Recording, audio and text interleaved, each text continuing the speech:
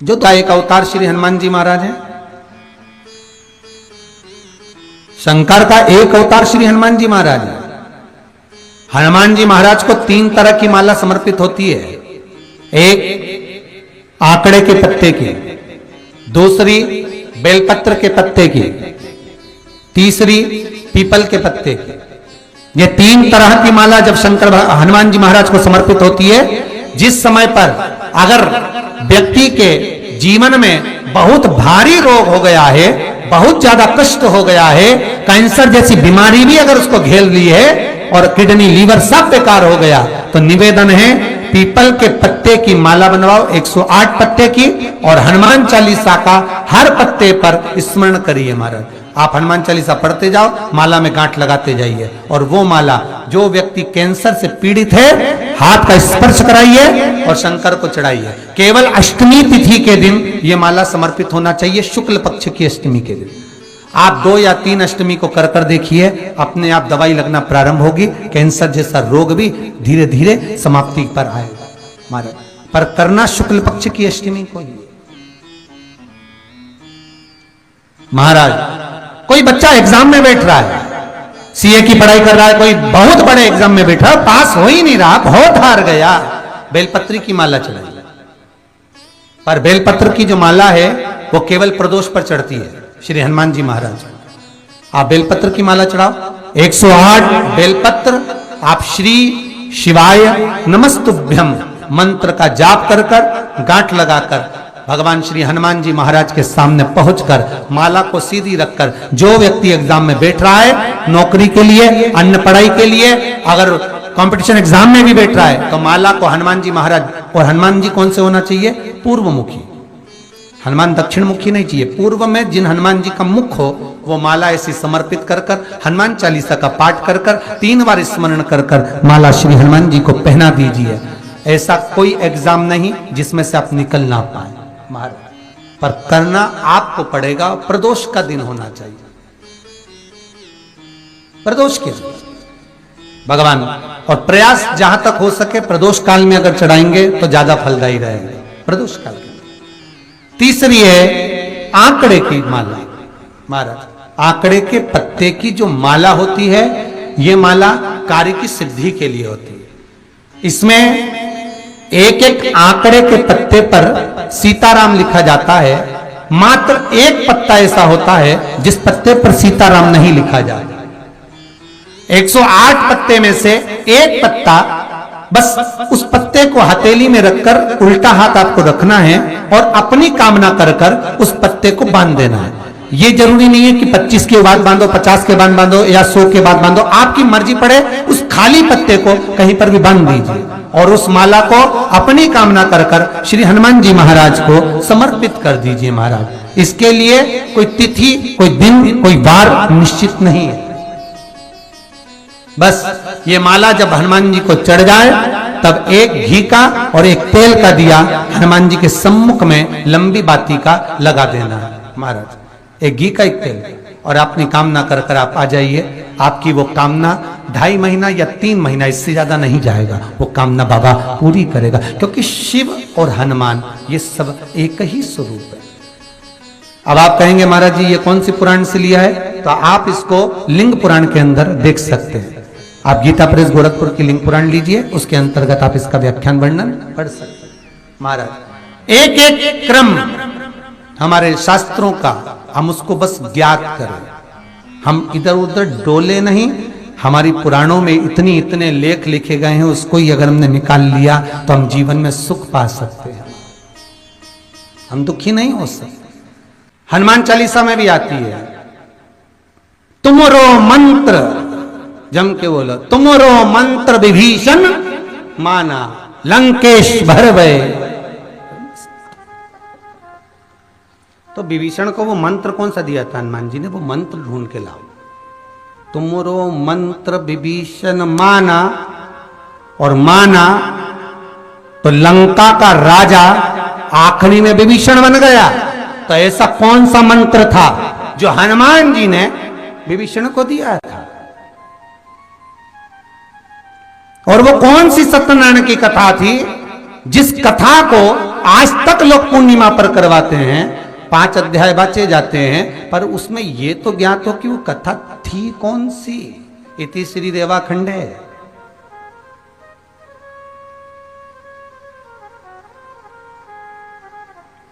वो कथा कौन सी है? और वो कथा कोई दूसरी नहीं, स्कंद पुराण कहती है, जिस समय पर ब्रह्मा भगवान विष्णु को हिलाकर कहते हैं, ऐ नारायण आपको क्या चरण मिले, और उस स्थान पर भगवान नारायण केवल सत्य बोल देते हैं, बस वही सत्य का प्रमाण सम्मुख में आता है, और भगवान शंकर शिवलिंग से बाहर निकलकर भगवान विष्णु को गले से लगाकर कहते हैं, नारायण आज से तुम्हारा नाम सत्यनारायण होगा। और सुनो नारायण, जैसे एक कलश में जल भरा जाता है, उस कलश में तुम सत्य का प्रतीक मानकर भरे जाओगे, सत्य का प्रतीक मानकर रखे जाओगे। इसलिए आज भी बड़े से बड़े अनुष्ठान कर लो, यज्ञ कर लो, पूजन कर लो, पाठ कर लो, कोई अनुष्ठान करवा लो, उसके कलश आज भी पूजन की वेदी पर कलश रखाता है जिसमें पानी भराया जाता है, वो सत्यता का प्रतीक है।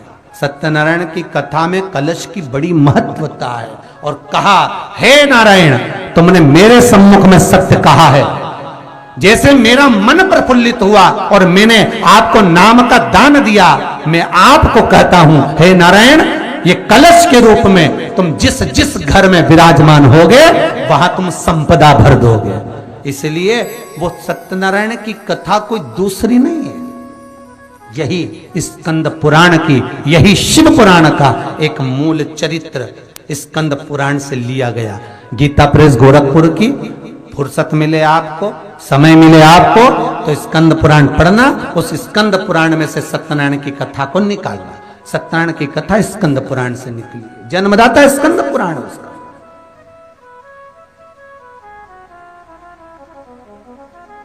ऐसे कई प्रश्न है महाराज, जरा जरा से बच्चे अपन से पूछ लेते हैं, मम्मी तुम सत्यनारायण की कथा हर पूर्णिमा पे कराती हो, इसमें लिखा हुआ है लीलावती ने कथा कराई, फिर लक्कड़हारे ने कथा कराई, तो वो कथा कौन सी? तो बच्चों को बताना पड़ेगा कि ये कथा है, बच्चों को कहना पड़ेगा कि ये कथा है, नहीं तो करते करते तो तुम्हारी जिंदगी हो गई, बाल धोला हो गया सत्यनारायण की कथा करवाते करवाते, अभी तक नहीं मालूम कि वो कथा कौन सी थी।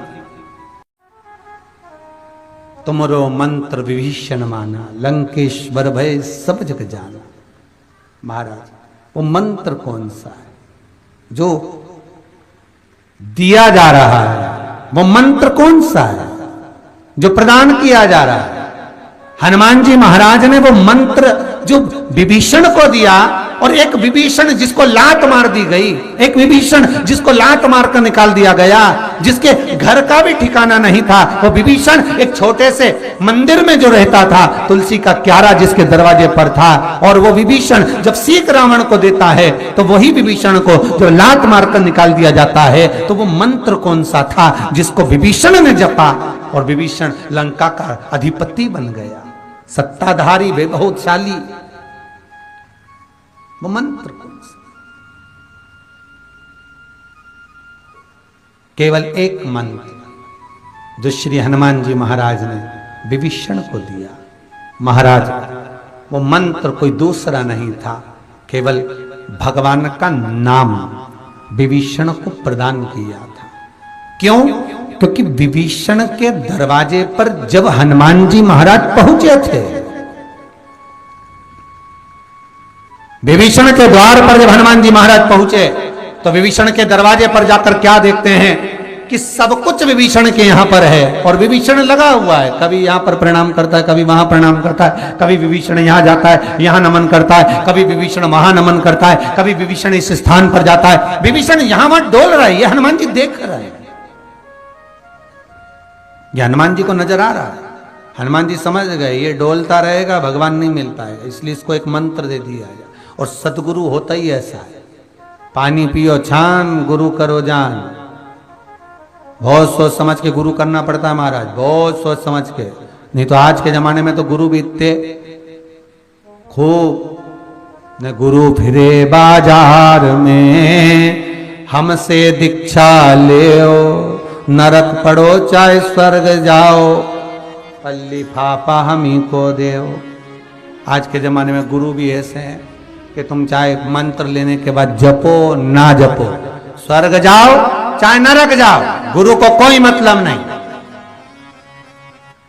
उसको तो माल से मतलब दिए जाओ। ऐसा गुरु नहीं चाहिए,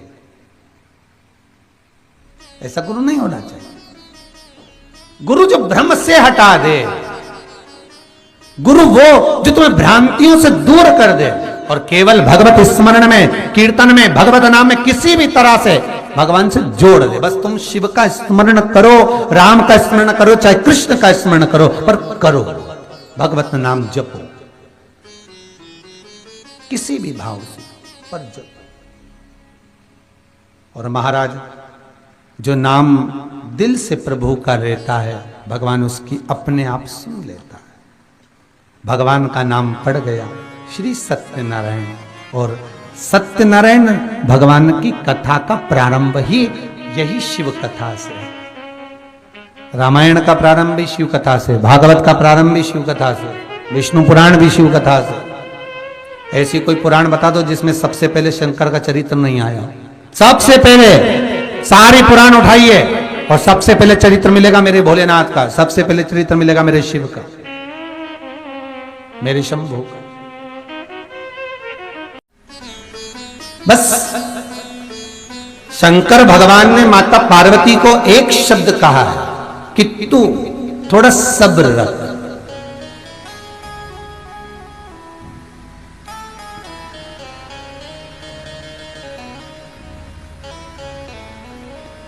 और ये दुनिया का सबसे विचित्र शब्द है, तू थोड़ा सब्र रख।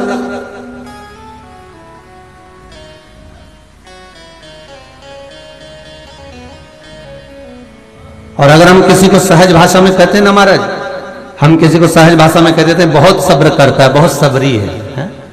बहुत सबरी। जो सब्र करे वो सबरी है। और कौन सी सबरी समझ गए? वो राम अवतार वाली। कितना सब्र करा होगा उसने, जरा विचार करिए। मातंग बाबा कहकर गए हैं कि तुम्हारे दरवाजे पर तुम बाट जोना, इंतजार करना, प्रतीक्षा करना,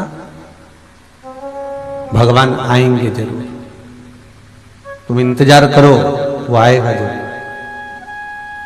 खड़ी रही, सेज सजाती रही, बुआरी लगाती रही, फूलों का श्रृंगार करती रही, नित्य प्रति नूतन रोज का नया नया श्रृंगार वो सबरी करती रही, क्योंकि सब्र है उसमें, इसलिए उसका नाम सबरी है। और जिसके भीतर सब्र होता है, जिसके भीतर सब्र विराजमान होता है, और जो सबरी के रूप में हो जाता है, तो फिर उसको भगवान के दरवाजे पर नहीं जाना है, भगवान को उसके दरवाजे पर आना पड़ जाता है।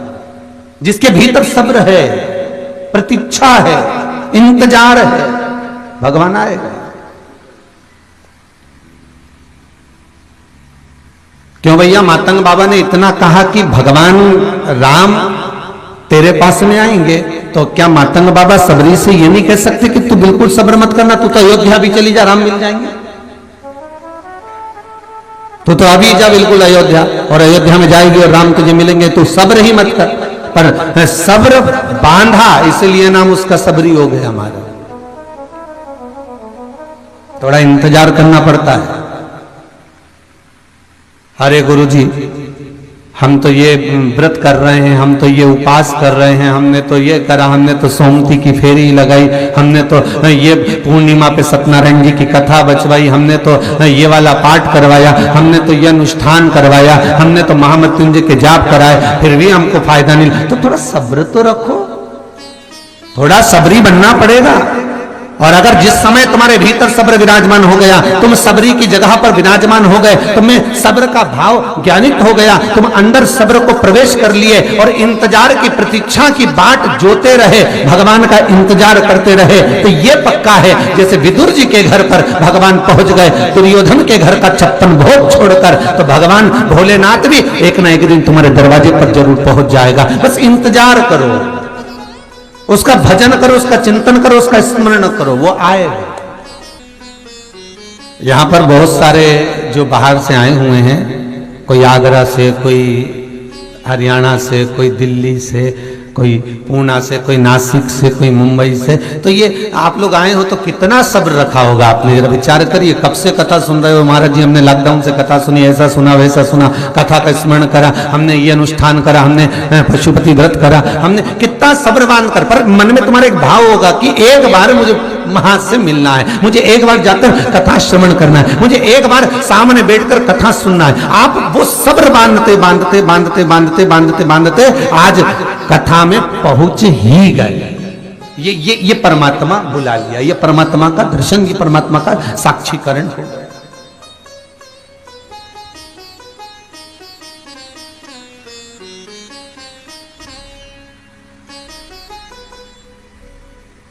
बस थोड़ा सा रखना पड़ेगा सब्र को महाराज, फिर आपको नहीं जाना है, भगवान को आना है महाराज। कहते हैं प्रेम से प्रभु छिलके भी खा गए महाराज, सबरी के झूठे बेर भी तेरा करो, दर्शन के नेम बावरे दर्शन दिया करो।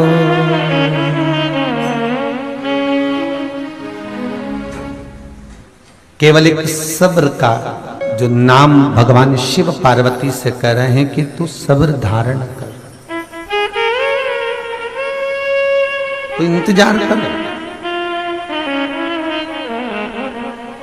कभी कभी सास भी बहू से कह देती है देखो थोड़ा सब्र रखो, इंतजार करो, समय आएगा, इंतजार करिए, होगा। और फिर निवेदन करूं कि ये कर्म की गति बड़ी विचित्र है, जो हम कर रहे हैं वो हमको भोगना पड़ेगा और हमें प्राप्त भी होगा। आज किसी शीलाबेन अहमदाबाद ने एक प्रश्न लिखकर भेजा है, बहुत अच्छा प्रश्न है बहन आपका। उन्होंने अपनी बिल्डिंग का नाम भी लिखा कि कौन सी चाल में वो रहते हैं। तो शीला बहन, अगर आप कथा सुन रहे हैं तो आपका प्रश्न बहुत सुंदर है कि महाराज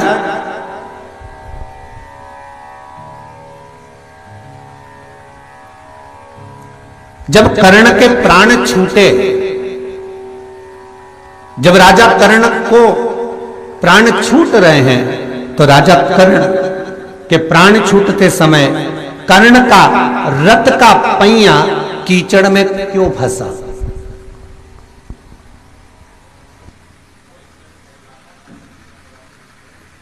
बहुत विचित्र प्रश्न है और बहुत सुंदर प्रश्न है महाराज। क्या कुरुक्षेत्र की भूमि पर युद्ध के समय पर पानी गिर गया था, जो खड्डे में पानी भरा हुआ था? क्या कुरुक्षेत्र की भूमि पर कहीं ना कहीं खड्डे में जल भरा हुआ था जहां पर रथ फंस गया था? क्या कुरुक्षेत्र की भूमि पर किसी खड्डे में कीचड़ भरा हुआ था जिसमें कर्ण का पहिया फंस चुका था? तो बहन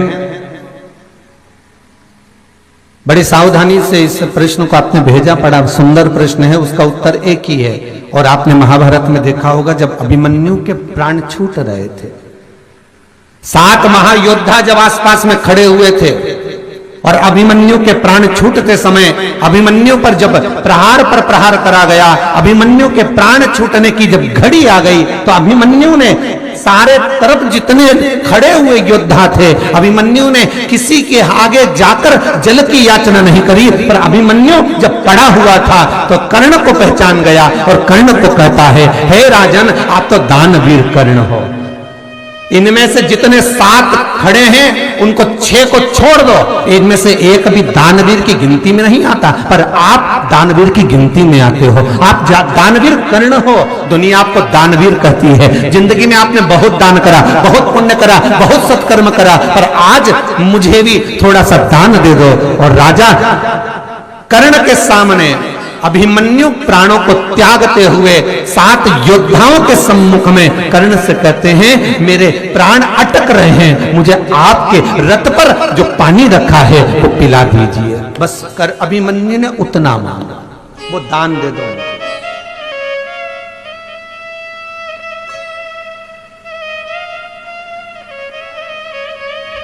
वो जल मुझे चाहिए और वो जल मात्र मेरे प्राण जो अटक रहे हैं उसके लिए चाहिए।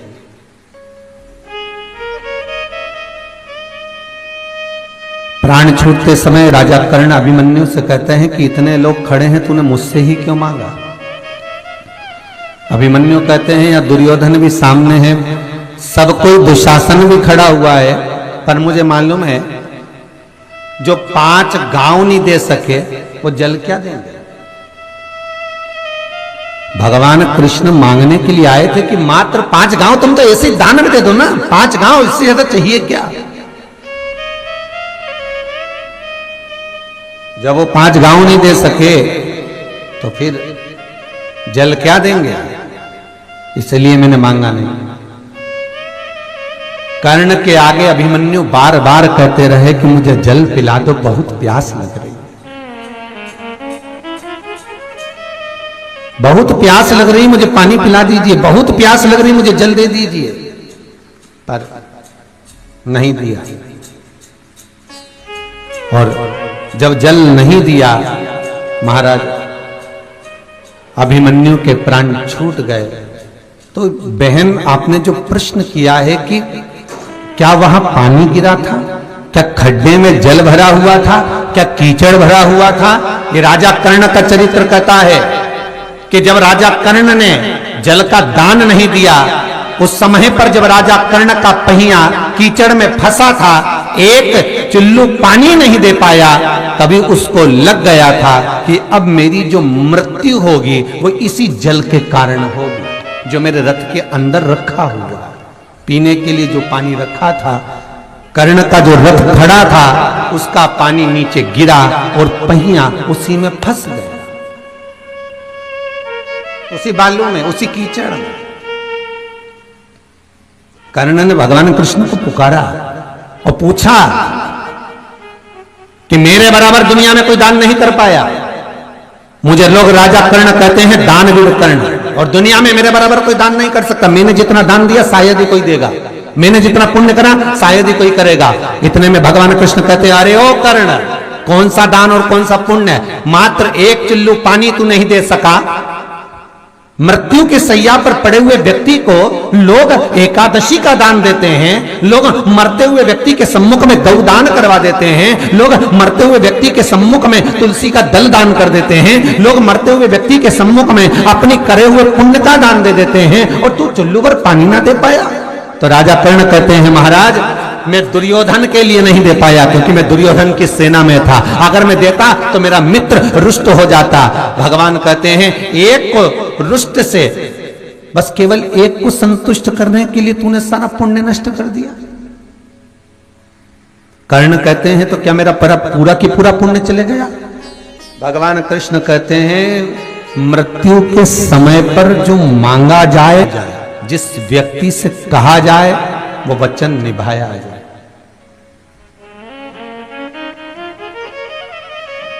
नहीं तो मानव के जीवन का जितना पुण्य है, सत्कर्म है, वो सब समाप्त है। इसलिए राजन, तुम जल नहीं दिए हो तो जल के ही खड्डे में तुम्हारा रथ फंसा हुआ है और तुम अपने प्राणों को त्याग रहे हो। तुम्हें कोई बचा नहीं सका। कितना सुंदर लिखा है महाराज,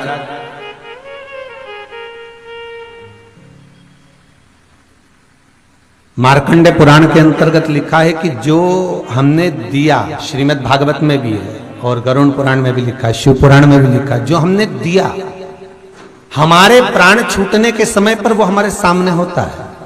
और जैसा हमने छल किया, हमारे प्राण छूटने के समय पर वो छल भी हमारे सामने होता है।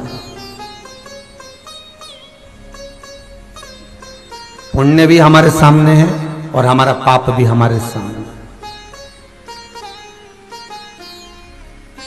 पुण्य हमारे सामने और पाप भी हमारे सामने। इसलिए शिव महापुराण की कथा कहती है, थोड़ा सा सब्र बांधकर शबरी जैसे रहो।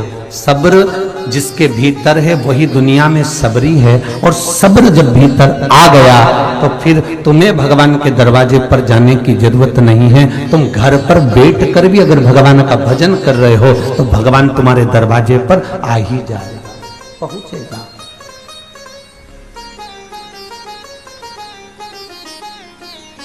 तो कहे, तुम कहते हो भोले हमें काशी प्यारी है, तुम कहते हो भोले हमें काशी प्यारी है, एक बार तो आ जाओ काशी भी बना देंगे, तुम रूठे रहो भोले हम तुम्हें मना लेंगे, तुम रूठे रहो भोले हम तुम्हें मना लेंगे, आहों में असर होगा घर बैठे बुला लेंगे, आहों में असर होगा घर बैठे बुला लेंगे, तुम रूठे रहो भोले।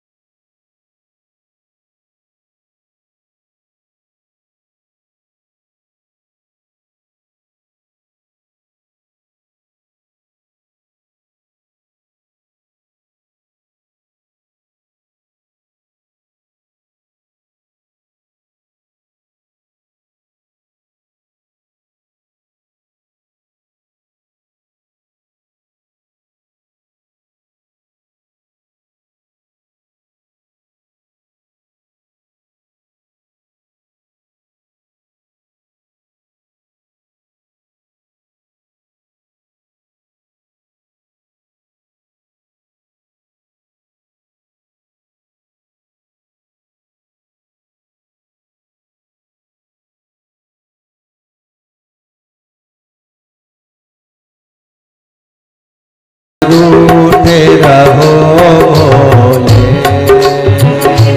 हम तुम्हें मना लेंगे,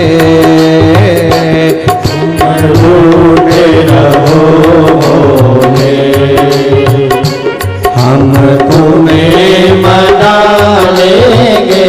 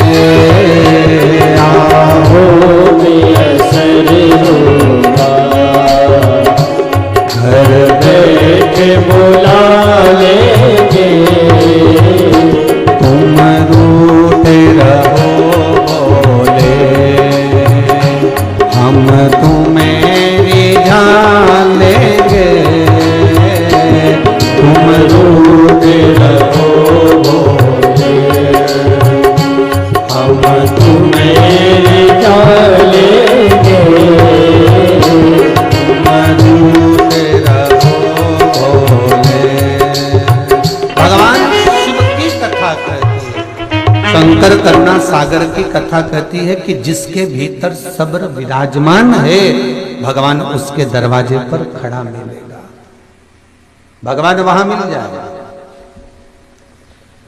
केवल जहां पर सब्र है वहां सबरी बनकर बैठो, राम मिलेगा, भगवान मिलेगा, वहां परमात्मा प्राप्त हो जाएगा। महाराज एक सब्र ब्रह्मा जी के मन में भी नहीं रहा था। किस समय? जब ब्रह्मदेव स्वयं भगवान विष्णु के पास पहुंच गए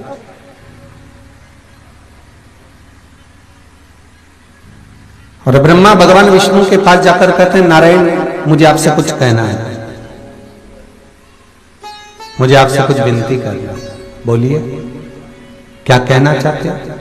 महाराज विनती केवल इतनी सी करना है कि प्रभु मुझे सबके पिता का नाम मालूम है, मैं सबके पिता का नाम ज्ञात है, मुझे सबके पिता का नाम मैं जानता हूं, पर मुझे आपके पिता का नाम नहीं मालूम। मुझे आपके पिता का नाम नहीं मालूम। भगवान विष्णु बोले, ब्रह्मदेव यदि कोई पिता है तो वो केवल एक ही,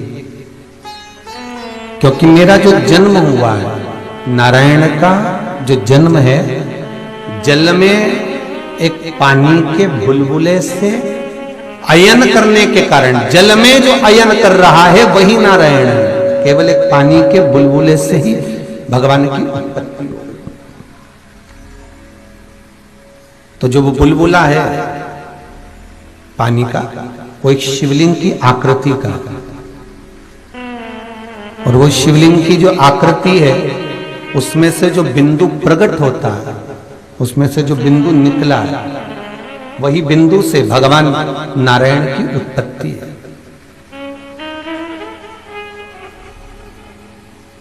तो भगवान विष्णु कहते हैं, मेरे पिता स्वयं देव अधिदेव महादेव शंकर,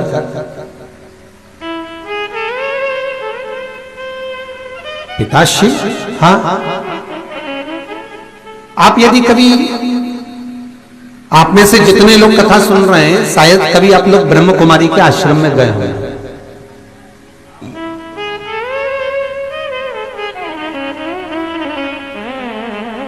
और उनके आश्रम में अगर आप जाकर कभी पूछेंगे कि ये जो एक लाल कलर का एक प्रकाश है और उस प्रकाश से जो किरणें निकल रही है, उसमें आप पूछेंगे तो बताएंगे कि ये बिंदु है, उस बिंदु से ये उत्पत्तियां हैं, और वो उत्पत्ति का केंद्र बिंदु अगर कोई है तो वो केवल एक शिवलिंग, केवल एक शंकर ही है, केवल एक शिव। तो भगवान विष्णु के मुख से निकल गया कि मेरी उत्पत्ति तो ये भगवान शंकर ने करी। इतने में ब्रह्मा जी बोले, अगर आपके पिता शिव हैं तो शिव का स्वरूप क्या है? शंकर कौन, शिव का स्वरूप क्या? तो भगवान विष्णु और भगवान ब्रह्मा की जब वार्तालाप हुई, और उस वार्तालाप में भगवान तुरंत उसी समय पर कह दिया, उसी पल उसी घड़ी पर बोले। भगवान विष्णु कहते हैं, सुनो ब्रह्मदेव, अगर आप जानना चाहते हो कि उत्पत्ति का केंद्र बिंदु शिव है, और तो शिव है कैसा, तो चलो आप क्या चाहते हो? तो भगवान ब्रह्मा जी कहते हैं, मुझे केवल आपके पिता को देखना है, केवल आपके पिता को मुझे जानना है, और कुछ भी नहीं।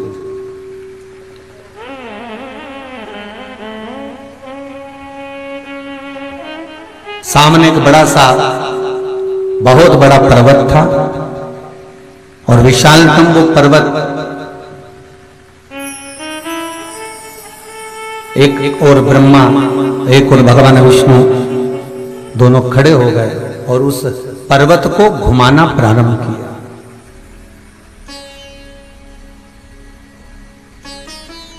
उस पर्वत को घुमा रहे हैं।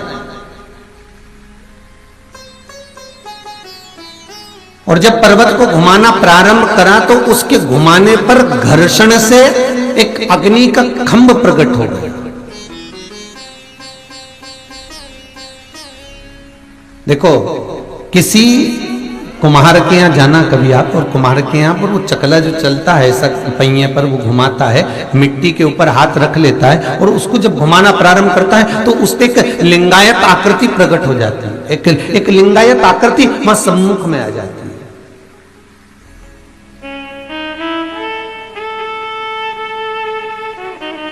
और भगवान ब्रह्मा और विष्णु ने जब घुमाना प्रारंभ करा तो उससे एक लिंगायत आकृति उत्पन्न हो गई।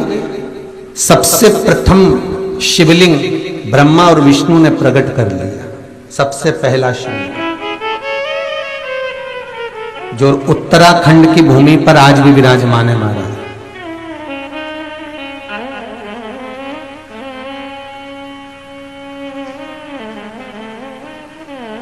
सबसे पहला शिवलिंग प्रकट करा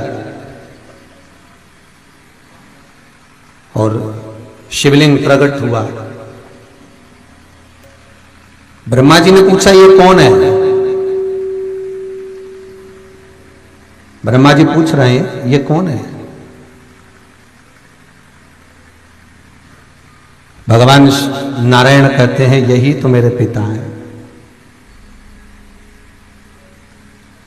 यही मेरे पिता हैं। तो कहा ये पिता तो है, पर इन पिता का मुख कहां है, चरण कहां है, हस्त कहां है, इन पिता का शरीर कहां है? केवल एक लिंगायत आकृति जो सामने प्रकट हुई है, बस केवल वही तो आकृति है। इसमें इनके चरण कहां, इनके मुख कहां, इनके हस्त कमल कहां? केवल यह तो केवल एक लिंगायत आकृति जो प्रकट हुई है वो सम्मुख में है। कहां?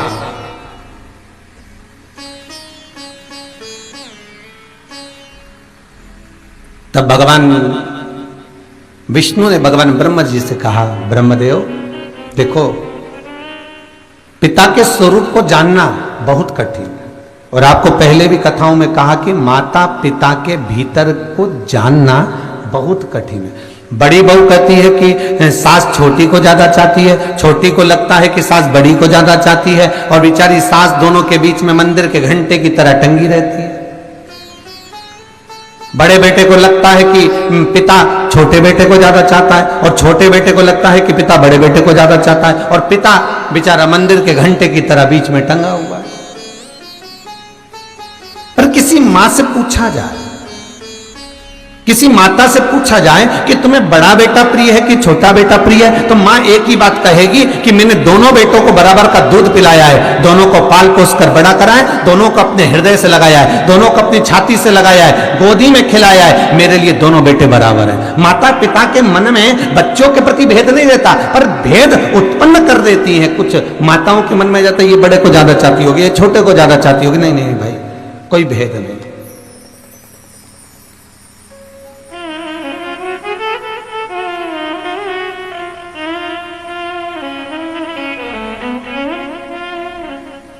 और मेरा आपसे भी निवेदन है, माता पिता के मन में क्या है, माता पिता क्या चाहते हैं, माता पिता का भाव क्या है, हमें कभी ये जानना नहीं कि माता पिता किसको जमीन देंगे, किसको जायदाद देंगे, किसको दौलत देंगे, किसको संपदा देंगे।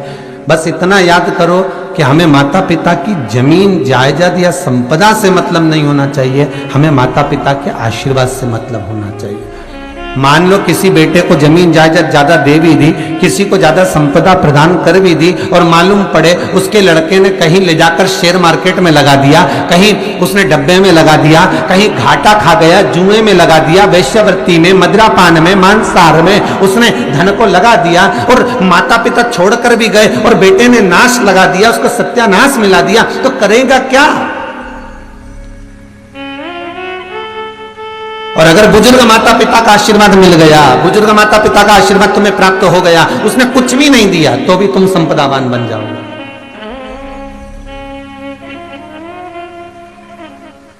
कितना सुंदर लिखा है शिव महापुराण के अंदर। भगवान विष्णु के मंदिर में जाकर कहना पड़ेगा, प्रभु मेरे दुख काट दीजिए, थोड़ा डीले कम करिए। भगवान विष्णु के मन में जाकर, मंदिर में जाकर कहना पड़ेगा कि प्रभु मेरा दुख काट दीजिए।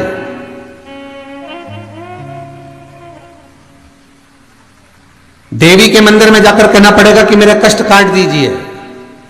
पर शंकर के मंदिर में जाकर नहीं कहना पड़ता कि तुम दुख काटो कि कष्ट काटो। बस शंकर के मंदिर में तो एक लोटा पानी तुम्हारे घर का जाना चाहिए।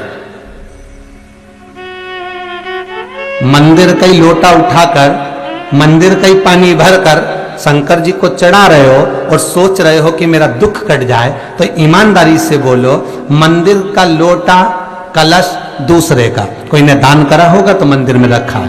पानी ट्यूबवेल किसी दूसरे ने खुदवाया। लाइट का बिल कोई दूसरा भर रहा है। केवल तुम तो तैयार होकर चोटी कंगा कर कर बढ़िया आराम से गए और मंदिर का लोटा उठाया, कलश उठाया, पानी भरा और शंकर जी को बढ़िया प्रेम से पल्लू अल्लू ले लुआ के चकाचक ओम नमः शिवाय के तुमने चढ़ा दिया। और इतने प्रेम से चढ़ाया कि तुम तो सोचो कि शंकर जी मेरी पूरी मुराद पूरी कर देंगे। तो शंकर जी मन में सोचे, मंदिर का ही लोटा, मंदिर का ही पानी और मंदिर का ही शंकर, फिर तेरा लगा क्या इसमें? तेरा क्या था? तो शंकर भगवान मन में सोचे कि अब मंदिर में आई काय को, मेरे को बोल देती मैं तेरे घर ही आके पानी में नहा के चले जाता। इतना भी कष्ट काय को करा तुमने कि मंदिर तक आई और लोटा उठाया और पानी चढ़ाया। निवेदन है, शिव महापुराण की कथा कहती है, अगर मंदिर के लोटा उठाकर मंदिर का ही पानी भरकर शंकर जी को चढ़ा रहे हो तो 1 रुपया मंदिर के लोटे का किराया और 1 रुपया जो पानी भरा, जो बिजली जली उसका, ये 2 रुपए पहले दान पात्र में डालो, गुल्लक में डालो, उसके बाद तुम वहां का पानी भरकर फिर ले जाकर शंकर जी को चढ़ाओ तो शंकर जी उसको स्वीकार करें। मालूम पड़े पीपल के पेड़ के नीचे गई, आंवले के पेड़ के नीचे गई, किसी की लगी लगाई थाली मिल गई, सिर पे पल्लू लेके कंकु चावल रोली मोली सब चढ़ा चढ़ू के और बुझ जाए। इतने में बेचारी जिसकी थाली वो आई तो क्या सब कुछ चढ़ गया? सब कुछ ऐसे सोचे कि बस सब लगा लगाया मिल जाए बस, है। अच्छा, कई जगह पर हमने देखा, एक बार कहा हम जा रहे थे, कहीं जा रहे थे तो वहां पर भागवत जी हो रही थी। तो भागवत जी के पास में एक थाली रखी हुई थी, उसमें कंकु चावल रोली मोली, जितने लोग जाएं और वो उसी में से फूल वगैरह उठा के और भागवत जी को चढ़ा दें। फिर कोई दूसरा जाए, उसी में से कंकु चावल मिला के फिर भागवत जी को चढ़ा दे। फिर कोई आए, फिर वो कंकु चावल मिला के भागवत जी को चढ़ा दे। जितने लोग कथा सुन रहे हो ईमानदारी से बोलना रे भाई, पुण्य मिला। कंकु चावल रोली मोली फूल माला सब दूसरे की, तुमने तो केवल उठाकर चढ़ा दिया, उसका कोई पुण्य है?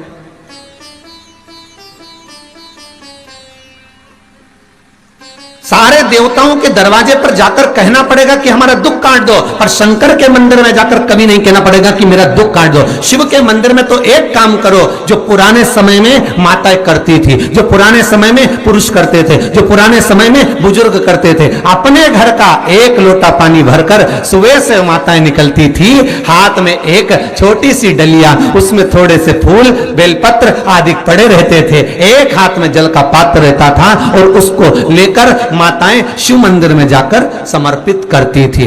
अर्थात क्या हुआ इससे? तो शिव महापुराण की कथा कहती है, जब घर का जल ले जाकर हम शंकर को चढ़ाते हैं तो शंकर को हम अपने घर का एड्रेस बताकर आ जाते हैं कि ये हमारे घर का पता है।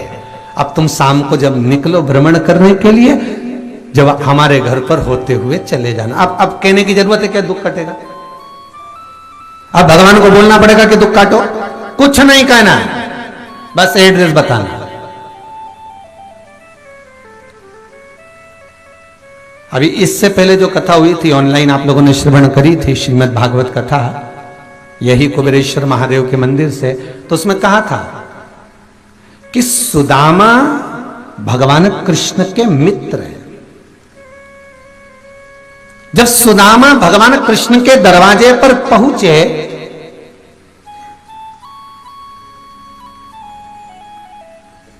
सुदामा जब भगवान कृष्ण के द्वार पर पहुंचे तो सुदामा ने कृष्ण से यह नहीं कहा कि मैं बहुत दुखी हूं, मैं बहुत तकलीफ में, मैं बहुत कष्ट में हूं, ये सुदामा नहीं कहा। सुदामा ने तो केवल तंदुल की पोटली चावल की पोटली भगवान कृष्ण के हाथ में आ गई और भगवान कृष्ण ने वो तंदुल जो लिए, बस भगवान के हाथ में सुदामा के घर का एड्रेस आ गया, पता पड़ गया कि मुझे यहां पर 3 लोक का राज्य प्रदान करना, बस हो गया। अब कई लोग कहते हैं कि सुदामा जी ने वो भगवान कृष्ण ने चावल खाए तो सुदामा को 3 लोक का राज्य मिल गया, पर सही मायने में अगर भागवत जी को देखा जाए तो वो सुदामा के जो कपड़े में तंदुल बंधे थे वो कपड़ा नहीं था, उसमें एड्रेस लिखा था, वही एड्रेस जाना जाए तो बस वो कपड़ा ही सुदामा की धर्म पत्नी के जो पल्लू था, जो सुदामा की पत्नी ने दिया था कि चावल बांधकर कि ये दे देना, और वो पल्लू जो है, वो वस्त्र जो है, वो एड्रेस का काम कर गया।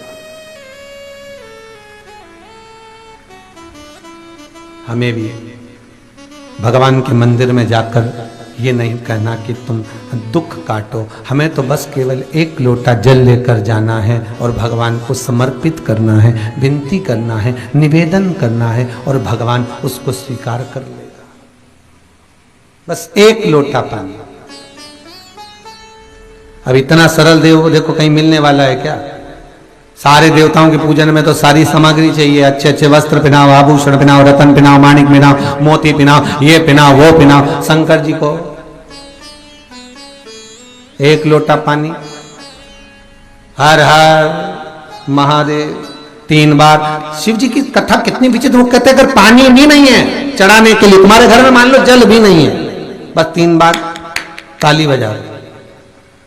और वो भी नहीं कर सकते तो शिव मंदिर के दरवाजे पर जाकर बम बम बोले बोल दो, वो भी नहीं कर सकते तो मात्र शिखर का दर्शन कर लीजिए। शिखर दर्शनम सर्व पाप नाशनम, मात्र शिखर का दर्शन करो, उससे भी सर्व पापों का नाश हो जाता।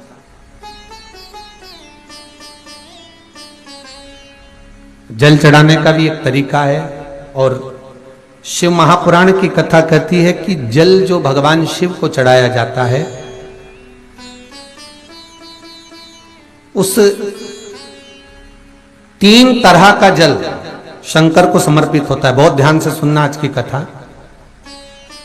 3 तरह का जल शिव को समर्पित होता है,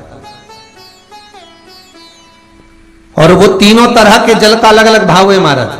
पहला जल सादा, घर से पानी लेकर गए, जल लेकर गए, शंकर को चढ़ाया, वो हमने घर का अपना एड्रेस बता दिया, भगवान शिव को जल चढ़ाकर अपने आनंद के लिए शंकर से कुछ प्राप्त कर लिया। दूसरा जल, जल के कलश में थोड़ा सा इत्र डालकर शंकर को जब समर्पित करते हैं तो महाराज घर में अगर कोई व्यक्ति बहुत रोगीला है, बहुत रोगीला, एक प्रैक्टिकल जरूर करना हो, कहीं सीओर वाला महाराज झूठ तो नहीं बोल रहा, इसलिए प्रैक्टिकल जरूर करो। प्रैक्टिकल करने में पीछे मत हटना, और प्रैक्टिकल करने के बाद लिख के भी भेजना कि हमने करा। डरना नहीं है अपने को। शिव महापुराण में, स्कंद पुराण में, नर्मदा पुराण में, भविष्य पुराण में, अग्नि पुराण में, नारद पुराण में, बरहा पुराण में, वामन पुराण में जितनी चीजें लिखी गई है, एक एक प्रैक्टिकल कर कर देखो। तो शिव महापुराण, स्कंद पुराण का यह भाव याद करिए कि 1 लोटे पानी में इत्र मिलाकर, जल में इत्र मिलाकर, बहुत रोगीला व्यक्ति, बहुत बीमार व्यक्ति है, 1 लोटा पानी उसका हाथ का स्पर्श कराकर शंकर को चढ़ाना प्रारंभ कर दीजिए। महाराज केवल 5 या 7 दिन चढ़ाओ, और वो 7 दिन के बाद में उस बीमार व्यक्ति का क्रम देखिए कि उसमें कितना आराम लगा है। औषधि दवाई काम करना प्रारंभ करी कि ना करी। केवल इत्र समर्पित, इत्र का जल। तो पहला जल सादा, दूसरा जल है इत्र का, और महाराज तीसरा जल जो शिव महापुराण के अंतर्गत कहा गया है, बेल पत्र का जल।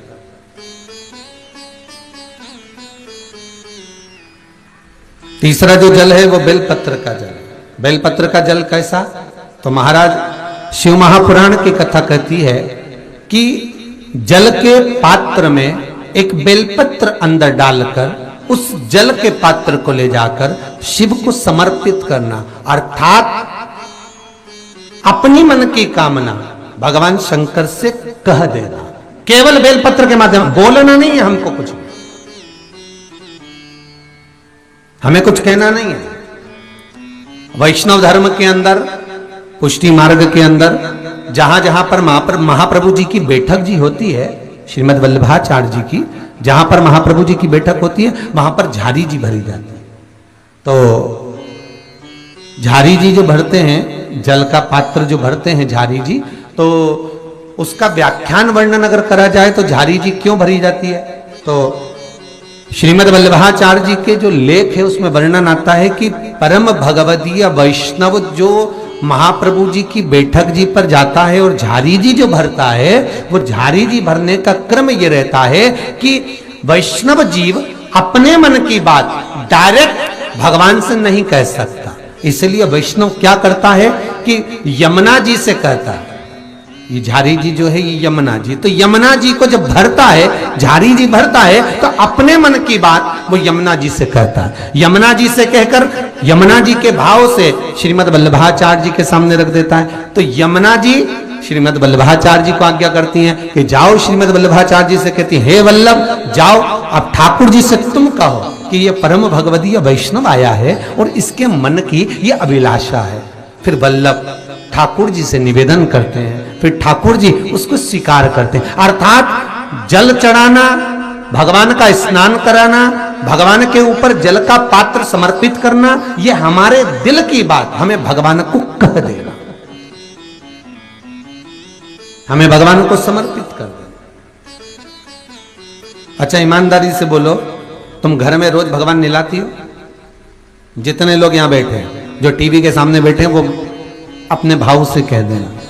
जितने लोग यहां बैठे हैं, तुम घर में भगवान को रोज नहलाते हो? अरे बोलो तो, नहलाते हो ना रोज? तुम रोज भगवान को सुलाते हो?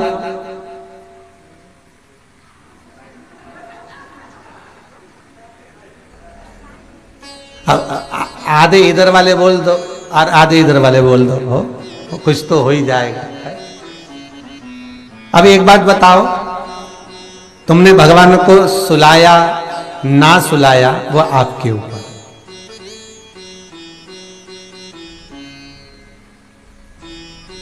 तुमने भगवान को नहलाया तो रोज ना, भले सुलाया कि नहीं सुलाया वो तुम्हारी मन की बात है, पर नहलाया तो रोज ना। अब वो नारायण, वो मेरा ठाकुर, वो मेरा लाडला, वो मेरा विश्वनाथ, वो मेरा त्रिकालदर्शी, वो मेरा कैलाशी, वो मेरी भवानी माँ, वो मेरा दत्त, वो मेरा सतगुरु, वो मेरा ठाकुर, तुम उसको रोज निला रही हो, तो निलाने का भाव क्या है कि हम इतने बड़े भगवान को, त्रिलोकी के नाथ को हम स्नान नहीं करा सकते? केवल थोड़ा सा जल जो समर्पित सुबह सुबह करते हैं वो जल नहीं है, हम अपने हृदय का भाव भगवान को प्रदान कर रहे हैं, हम अपने हृदय की चित्तवृत्ति का भाव भगवान को दे रहे हैं।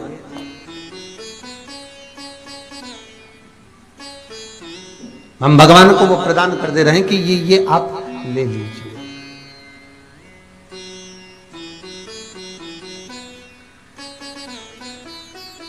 जितनी वस्तुएं, जितनी सामग्री पूजन की भगवान को चढ़ती है ना, उतनी सामग्री में कुछ ना कुछ भाव रहता है। बहुत ध्यान देना, जो भी सामग्री आप भगवान को चढ़ा रहे हो,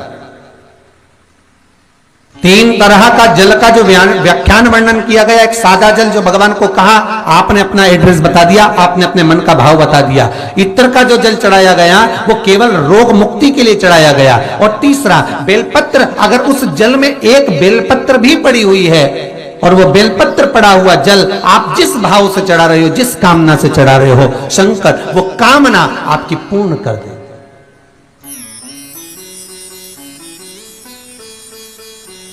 तो ब्रह्मादेव भगवान विष्णु से कह रहे हैं कि ये जो शिवलिंग प्रकट हुआ है, इसका मुख कहां है, इसकी आकृति कहां है, इसका स्वरूप कहां है, कहां इसके हाथ, कहां इसके पांव, कहां इसके चरण, कौन है? भगवान बोले तुम नहीं जान सकते ब्रह्मा, तुम नहीं जान सकते।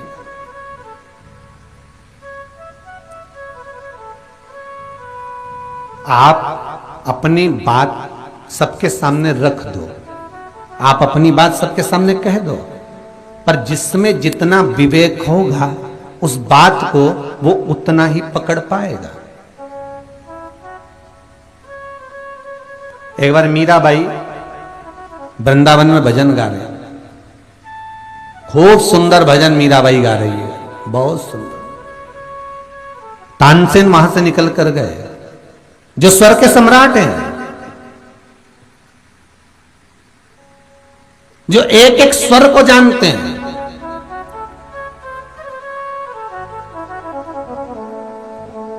और राजघराने की शोभा बढ़ाने वाले तानसेन वहां से निकल कर गए, तो तानसेन ने देखा कि मीराबाई कुछ गा रही है। तानसेन रुक गए, और रुके तानसेन ने एक दीवार पर एक कोयला उठाकर, एक काला कोयला उठाकर लिख दिया, कृपया राग में गाएं।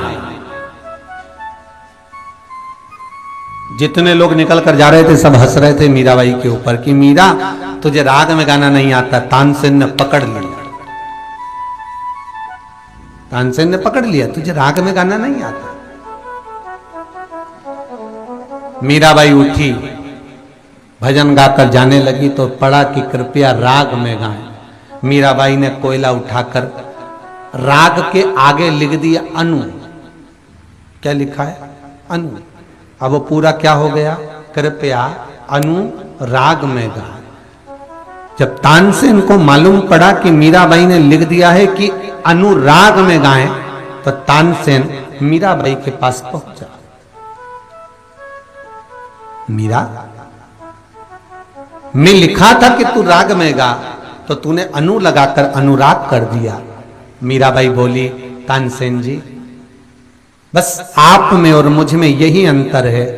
तानसेन जी, आप राजा को प्रसन्न करने के लिए, अकबर को प्रसन्न करने के लिए गाते हो, तो आपको राग की जरूरत पड़ती है। मीरा कहती है, मेरे सांवरिया को प्रसन्न करने के लिए गाती हूं, तो राग नहीं अनुराग की जरूरत पड़ती है। वहां तो प्रेम परोसा जाता है, वहां केवल स्नेह दिया जाता है।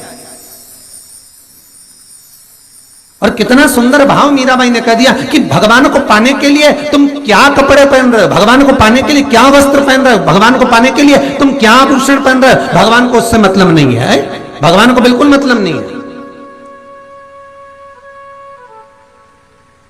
महाराज, हम शंकर का भजन करते हैं तो हमें कौन से कलर के कपड़े पहनना चाहिए? ओ, शंकर को पाने के लिए कपड़ा बदलने की जरूरत नहीं पड़ती, शंकर को पाने के लिए वस्त्र बदलने की जरूरत नहीं पड़ती। शंकर को पाने के लिए कौन से कलर के कपड़े पहनूं कि भगवान मिल जाए? शिव को पाने के लिए कपड़ा बदलने की जरूरत नहीं होती, शंकर को पाने के लिए कलेजा बदलने की जरूरत होती है। जब कलेजा बदलेगा, शिव अपने आप मिल जाएगा, भगवान अपने आप में। नहीं तो कईयों ने कपड़े बदले। लंका का राजा रावण जब सीता का हरण करने गया, तो संत का चोला पहन कर गया। कितनों ने कपड़े बदले। वो मारीच वो गया तो चोला चेंज कर कर गया, संत के चोले में रह रहा था तो हिरण बन कर गया। चोला तो कितनों ने चेंज करा, बदला। भगवान मिला नहीं। भगवान को पाने के लिए वस्त्र कपड़ा बदलने की जरूरत नहीं है, भगवान को पाने के लिए मात्र कलेजा बदलने की जरूरत है। और जिस दिन आपकी वृत्ति मन बदल गया, उस दिन भगवान अपने आप मिल गया, अपने आप।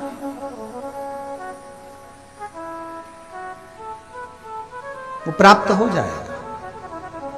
महाराज, ब्रह्मा जी के मन का संशय नहीं मिट रहा। ये आपके पिता हैं जी, तो इनके चरण कहां हैं, इनका शीश कहां है, पता नहीं। पिता को जानना बहुत कठिन है। मैं जानना चाहता हूं कि आपके पिता के चरण कहां है और आपके पिता का शीश कहां है। भगवान बोले, जानिए बिल्कुल। ब्रह्मा जी बोले, भगवान विष्णु से एक निवेदन है, स्वीकार करेंगे आप? बोलिए, क्या निवेदन है? निवेदन केवल इतना सा है कि प्रभु, मैं भगवान का सिर देखने के लिए ऊपर जाता हूं और आप भगवान के चरण देखने के लिए नीचे चले जाओ। भगवान बोले, ठीक है। पर भगवान विष्णु बोले, एक बात बताओ, ये देखने से होगा क्या? पिता को जानना कठिन है, मानो तो ब्रह्मदेव। ब्रह्मा नहीं माना।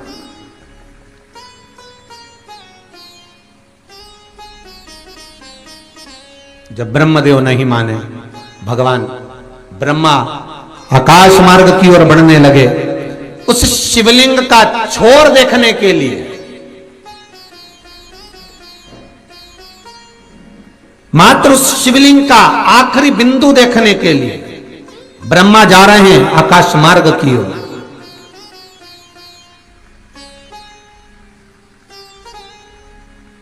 और चरणारविंद में भगवान विष्णु जा रहे हैं और भगवान विष्णु के मन में यह भाव नहीं है कि मुझे चरण देखना ही है। भगवान विष्णु के मन में तो यह है कि ब्रह्मा जी बोले हैं तो इनका संशय मिटाना है, और ब्रह्मा जी के संशय को मिटाने के लिए मुझे जाना तो पड़ेगा, इसलिए नीचे की ओर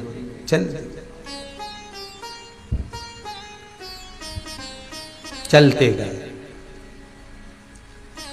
पितृलोक, फिर सूर्यलोक, फिर स्वर्ग लोक। भाई लोकों का वर्णन आता है ना, सबसे पहले आता है पितृलोक, है जो हमारे पूर्वज हम जो शांत हो जाते हैं वो सबसे पहले पितृलोक में जाके ठहर जाते हैं। पितृलोक में जाके ठहरते हैं तो इनसे उनके अपने पूरे परिवार के लोग जितने पहले गए हुए हैं ना वो सब मिलते हैं उनसे, और भाई कैसे हो, कैसे आए, बढ़िया, तुमने कोई पुण्य करा कि नहीं करा, सब पूछते हैं। जितने पितृलोक में पितृ विराजमान रहते हैं वो आपस में चर्चा करते हैं तुम्हारा पुण्य कितना है। जो पुण्य कर कर जाता है, जितने पितृलोक में हमारे निवास करते हैं वो उसको गले लगाते हैं। गले क्यों लगाते हैं? क्योंकि पितृलोक में निवास करने वाला जितने पितृ हैं, जब नीचे से कोई जीवात्मा जाती है तो उसको गले इसलिए लगाते हैं कि इनका पुण्य हमारे शरीर को संतुष्टि प्रदान करे और हम इस पितृलोक को छोड़कर सूर्य लोक को जाएं, फिर सूर्य लोक को छोड़कर हम स्वर्ग लोक को जाएं।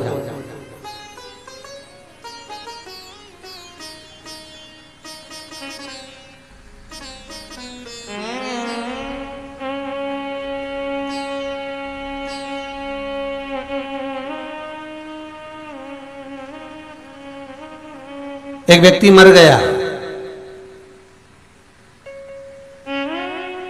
कहां की बात थी, खंडवा की।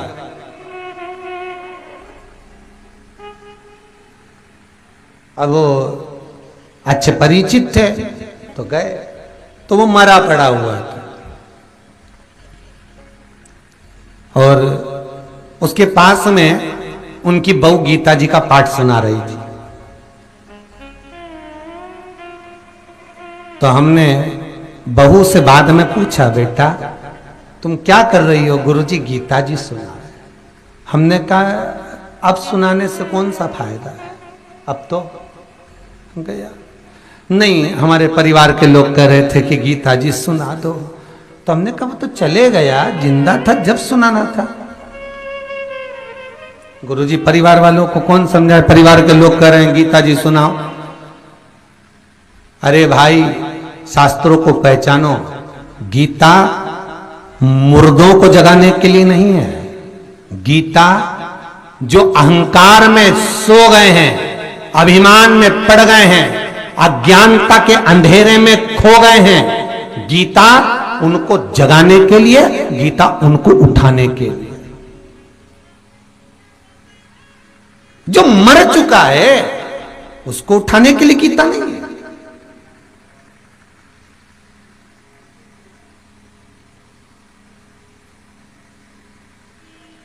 जिसके प्राण छूट चुके हैं उसके लिए तो केवल आप भगवत नाम का स्मरण करो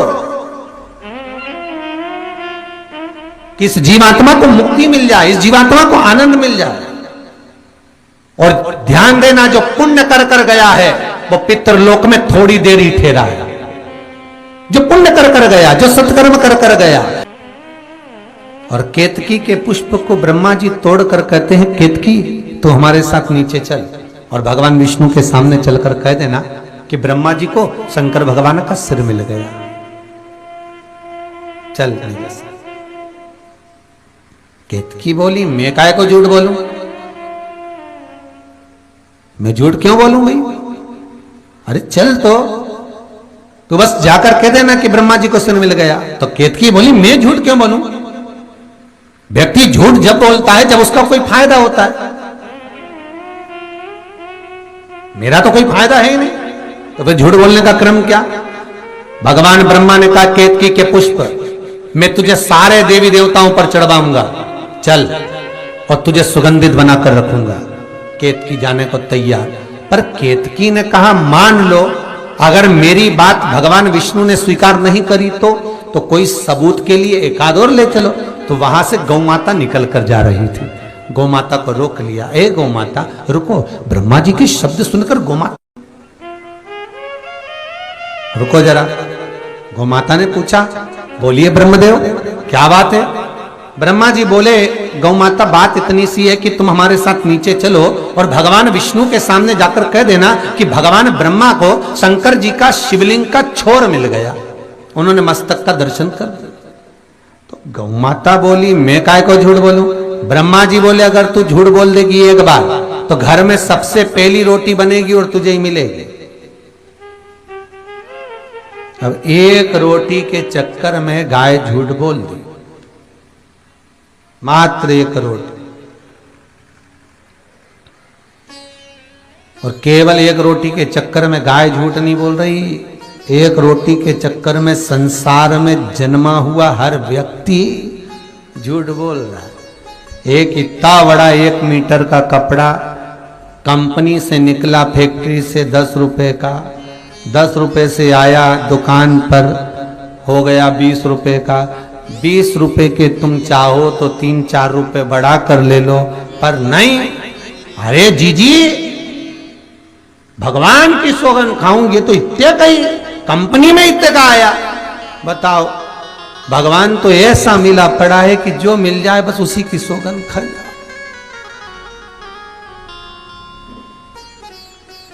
एक रोटी के चक्कर में गौ माता झूठ बोलने को तैयार हो गई है।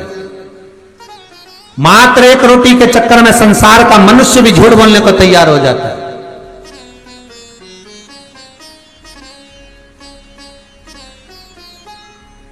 और बड़ा विचित्र संसार हो गया रे भाई। जितने लोग कथा सुन रहे हो टीवी पे, बड़े ध्यान से सुनना, बड़ा विचित्र संसार है। सत्य तो बोल ही नहीं सकते हो, सत्य बोलोगे तो लोगों को बुरा लगेगा, इसलिए थोड़ा बहुत असत्य बोलना पड़ता है।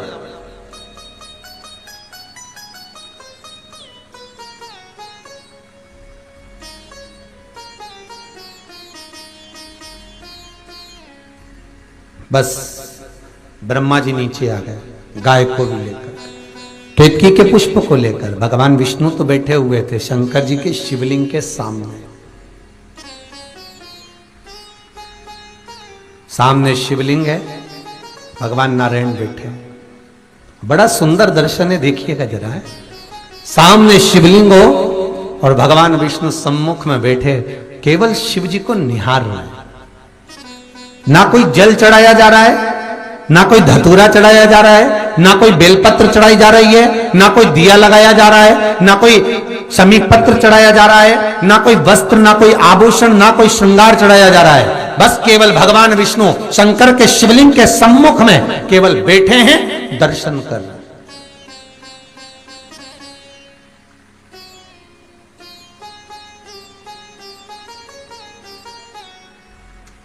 कभी मौका मिले तो एक बार, कभी मौका मिले तो लिंग पुराण को पढ़ना। और लिंग पुराण को अगर आप पढ़ेंगे तो उसमें पाएंगे कि लिंग पुराण के अंदर लिखा है कि आप शंकर को अगर जल भी नहीं चढ़ाएं, आप शंकर को वस्त्र भी नहीं चढ़ाएं, आप शंकर को फूल भी ना चढ़ाएं, आप बेलपत्र भी ना चढ़ाएं, अगर शंकर को आपने कुछ भी ना चढ़ाया तो केवल शंकर के मंदिर में 2 क्षण जाकर उस शिवलिंग के सम्मुख में बैठ जाओ। कुछ मत बोलो, केवल मौन होकर उसको निहार लो, केवल मौन होकर निहार लो। बहुत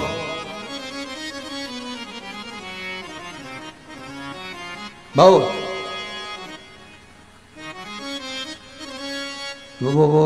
वो गीत याद कर लो, आ बैठ मेरे पास में तुझे देखता रहो। भगवान विष्णु शिव को निहार रहे, कुछ नहीं बोला, कुछ भी, बस केवल सामने शंकर है और भगवान विष्णु है। और फिर निवेदन करूंगा, जो पहले की कथाओं में कहा, अधिक मास के महीने में कहा था कि जिस मंदिर में कोई ना जाए शंकर के, उस मंदिर में तुम जाओ। जिस शिव के मंदिर में कोई ना जाए, उस मंदिर में तुम जाओ। जिस मंदिर में कोई झाड़ू ना लगाए, उस मंदिर की बुआरी तुम काट लो। जिस मंदिर में कोई पोछा ना लगाए, उस मंदिर का पोछा तुम लगाओ। जिस मंदिर में कोई बेलपत्र फूल ना चढ़ाए, उस मंदिर में जाकर तुम आराधना करो। उस मंदिर तक तुम पहुंचो। जब एकांत में मेरे भगवान भूतेश्वर, जो भी शंकर होगा, कपिलेश्वर, कपालेश्वर, भूतेश्वर, पिपलेश्वर, बटकेश्वर, नर्मदेश्वर, जो भी वहां बैठा होगा अपनी मस्ती में बैठा होगा, उसके पास जाकर आप 2 क्षण बैठो तो कुछ मत बोलना, केवल उसका स्पर्श, उसका दीदार कर लेना, बाबा खुद दे देगा, कुछ मांगना ही नहीं पड़ेगा। बहुत भोला है मेरा शंकर।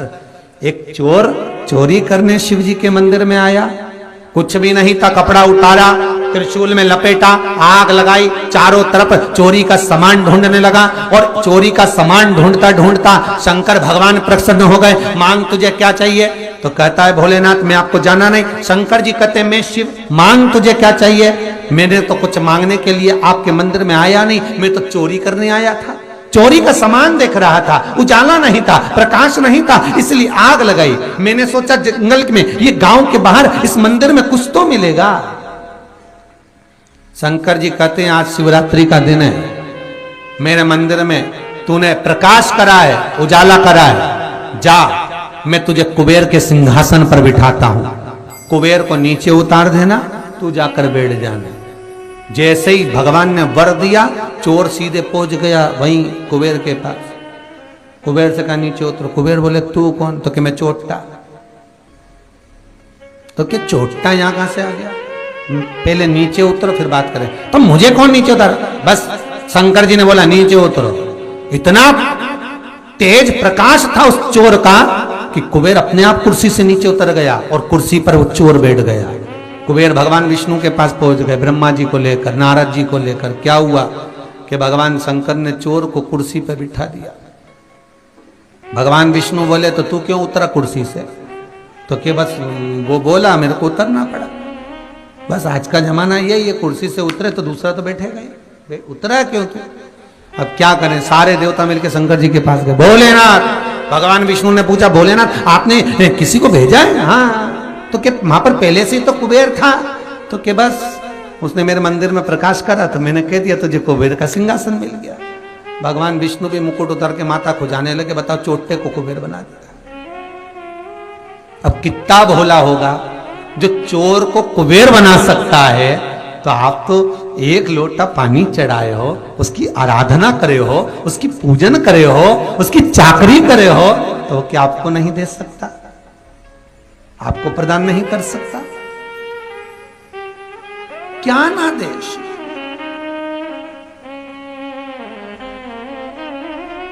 जिस मंदिर में कोई ना हो, जिस मंदिर में शंकर अकेले बैठे हो, बस सामने नंदी और शिव, देखो वहां आप जाओ और दिल से रिझाओ उसको।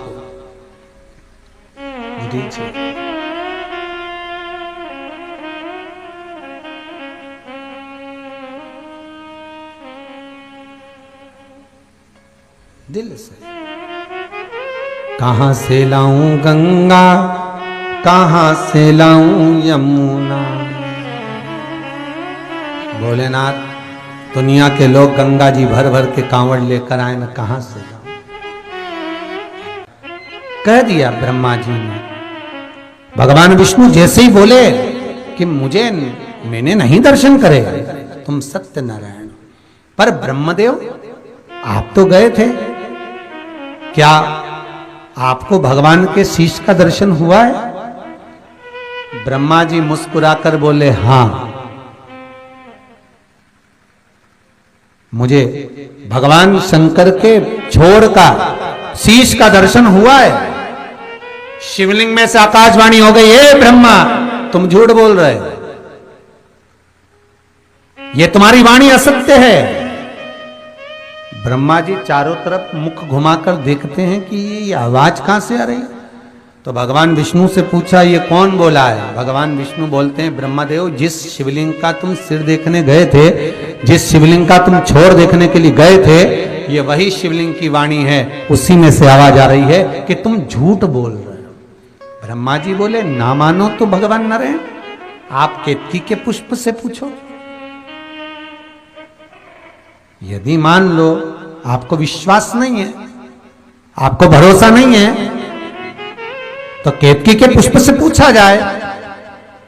केतकी के फूल को भगवान विष्णु ने हाथ में लिया,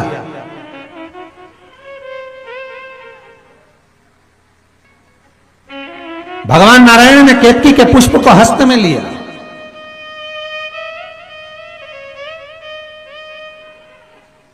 कितनी विचित्र बातें, जरा बहुत ध्यान से सुनना। अग्नि पुराण में लिखा है कि केतकी का पुष्प सारे देवताओं को सीधे हाथ की ओर समर्पित होता है। बहुत ध्यान देना जरा अग्नि पुराण के वाक्य पर। केतकी का पुष्प भगवान के सीधे भाग की ओर, अग्रण्य भाग में, राइट हैंड में भगवान देवताओं को समर्पित होता है। पर केतकी का पुष्प भगवान विष्णु के सीधे हाथ की ओर समर्पित ही नहीं होता, वो आता ही उल्टे हाथ पर।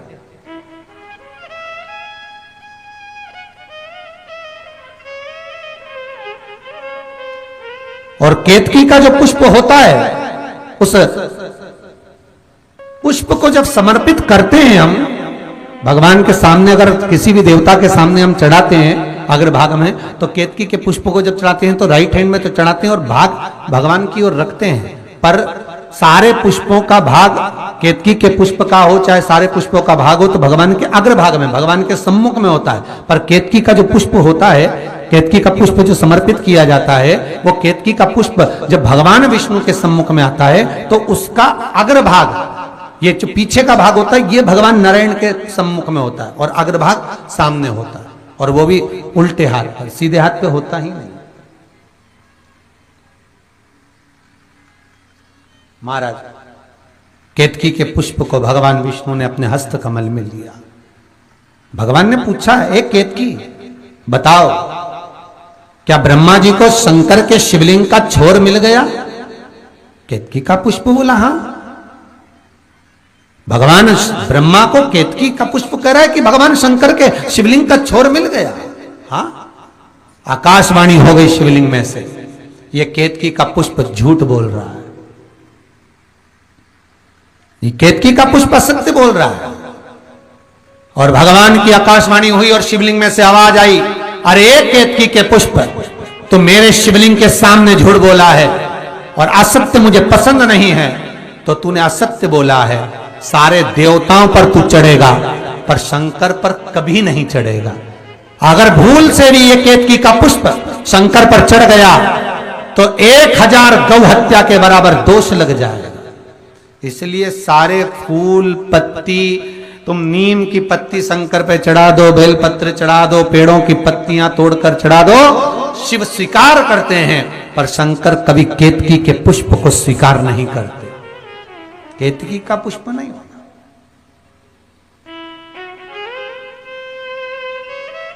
हजार गौ हत्या के बराबर केतकी का पुष्प शिव स्वीकार करते ही।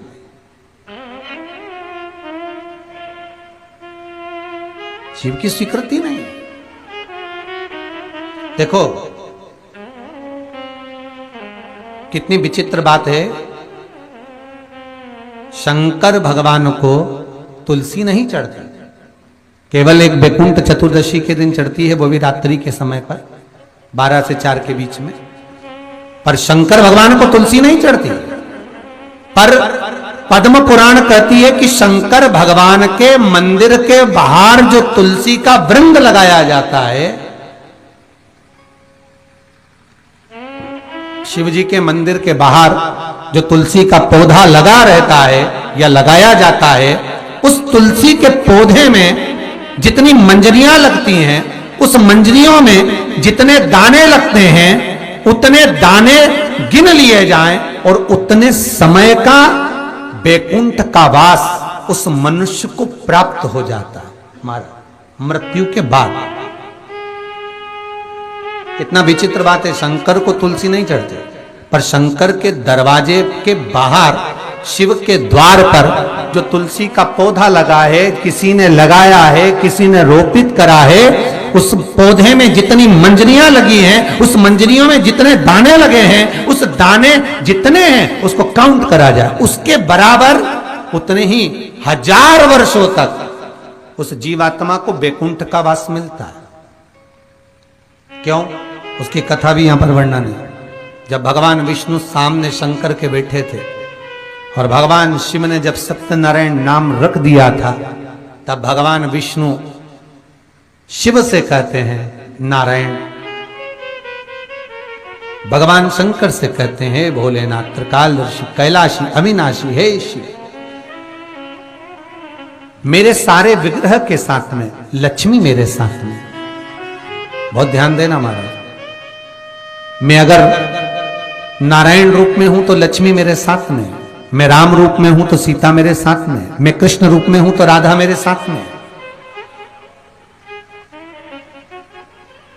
मैं रंगनाथ रूप में हूं तो गोदा मेरे साथ में, मेरे साथ में लक्ष्मी सदा विराजमान है। पर आज आपने मेरा जो सत्यनारायण नाम रखा है, मैं अपना संग किसको ले? तब भगवान शिव ने कहा, आप जब बाहर निकलें जो रोपित मिले बस वही आपको समर्पित हो।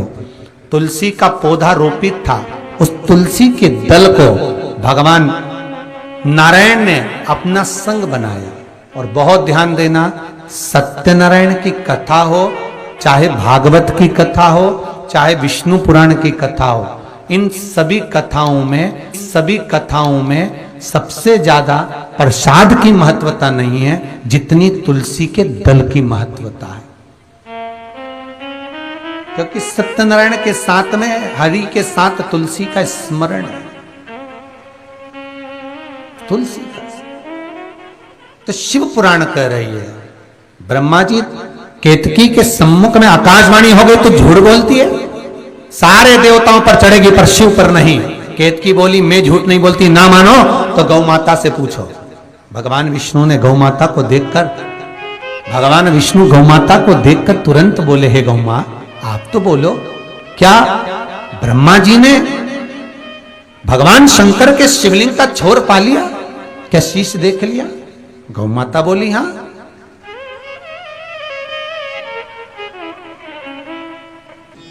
स्कंद पुराण कहती है, लिंग पुराण कहती है कि शंकर के दरवाजे पर बोला गया झूठ, शिव के मंदिर में बोला गया असत्य। व्यक्ति का जब बुढ़ापा आता है, जब वो मरता है, तो इतना शरीर में कष्ट होता है, इतनी बीमारी उसको लग जाती है कि वो ठीक ही नहीं हो पाता, कर रहा है, तड़प रहा है, मर रहा है। प्राण कैसे छूटे? कैसे? कई लोगों के फोन आते हैं, गुरुजी हमने हमारी माता जी को 15 बार तो गीता जी सुना दी, 4-5 बार नीचे लीप कर सुला दिया, फिर वो उठकर बैठ गए, फिर ठीक हो गई, फिर वापस पलंग पे सुलाया। हमने 2-4 बार गीता जी सुना दी, गंगा जल पिला दिया, तुलसी दल खिला दिया, पर अम्मा तड़प रही है, पलंग पर गंदगी कर रही है, पर प्राण नहीं छूट रहे। गुरुजी हमने सब कर लिया, गजेंद्र मोक्ष करा, गौदान करा, अन्नदान करा, वस्त्रदान, सब कुछ करा, पर ये मुक्ति क्यों नहीं मिल रही? कारण क्या है? बस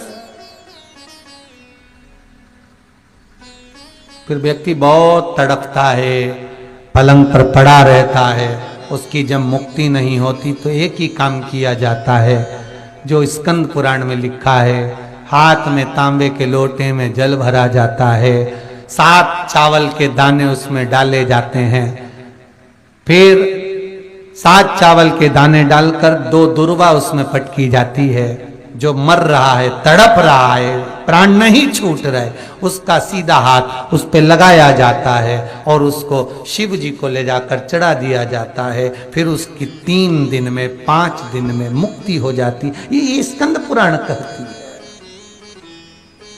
क्यों? क्योंकि शंकर का जो दोष उसने करा है, उस दोष को मिटाने का तरीका ही है। तो माता जैसे ही बोली कि ब्रह्मा जी को सिर मिल गया, झूठ बोल दी। महाराज जैसे ही बोला, शिवलिंग में से आकाशवाणी आ गई, ए गौ माता तू झूठ बोल रही है, तू जगत की मां होकर, ए गौ माता तूने झूठ बोला है, मैं तुझे श्राप देता हूं गौ माता, ए गाय मैं तुझे श्राप देता हूं, तेरा पूरा शरीर पूजा जाएगा पर तेरा मुख अपूज्य माना जाएगा। हिंदू धर्म में सारे दान आगे से होंगे, वस्त्र दान, स्वर्ण दान, मुद्रा दान, कन्यादान, अन्नदान, भूमि दान, जितने भी दान होंगे वो आगे से होंगे, पर गौदान कभी आगे से नहीं होगा। गाय का दान गाय की पूंछ पकड़ कर किया जाएगा, क्योंकि तू झूठ बोली है, तू असत्य बोली। गौ माता तूने झूठ कहा। हिंदू धर्म में सारी परिक्रमा आगे से होगी, मंदिर की, देवालय की, देवता की, नदी, तालाब, सरोवर जिसकी भी करेंगे वो आगे से करेंगे।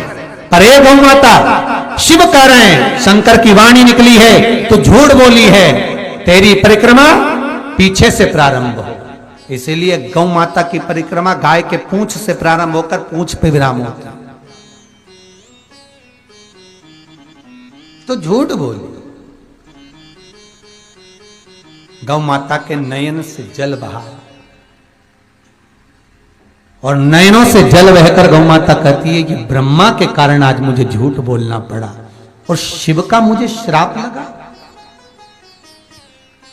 ब्रह्मदेव बोले ये आकाशवाणी झूठी है जो गौ माता को श्राप दे रही है। फिर कहूं आपको, किसी से मत डरो, माता पिता बड़े बुजुर्ग कोई से मत डरो।